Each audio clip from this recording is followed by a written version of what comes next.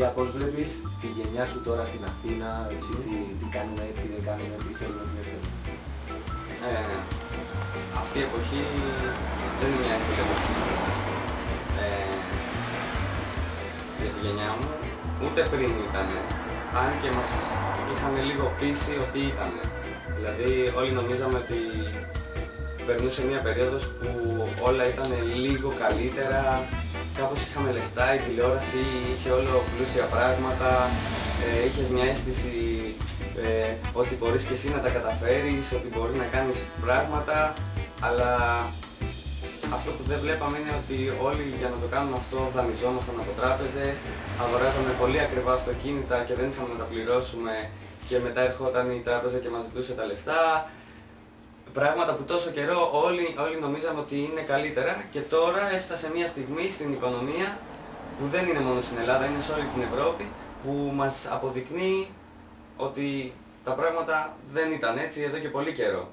Απλά έγινε αυτό για να δανειστούμε, για να τέτοιο, για να χρωστάμε, αλλά κάπου πάνε αυτά τα λεφτά και κάποιος τα έχει. Τώρα αυτό δεν έχει άμεση σχέση με αυτό που με ρωτάς, αλλά σου λέω γιατί θα πάω στη γενιά μου με αυτό. Λοιπόν, είμαι σε αυτή τη γενιά, με τα πολύ μεγάλα όνειρα, που είναι δύο γενιές μετά από πιο δύσκολες εποχές. Είχαμε πολλά πράγματα από τους γονείς μας, πολύ πιο πολλά.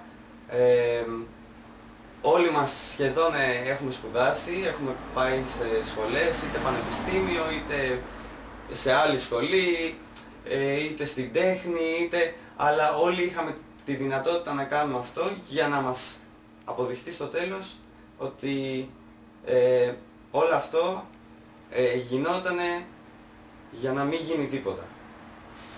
Κατάλαβες?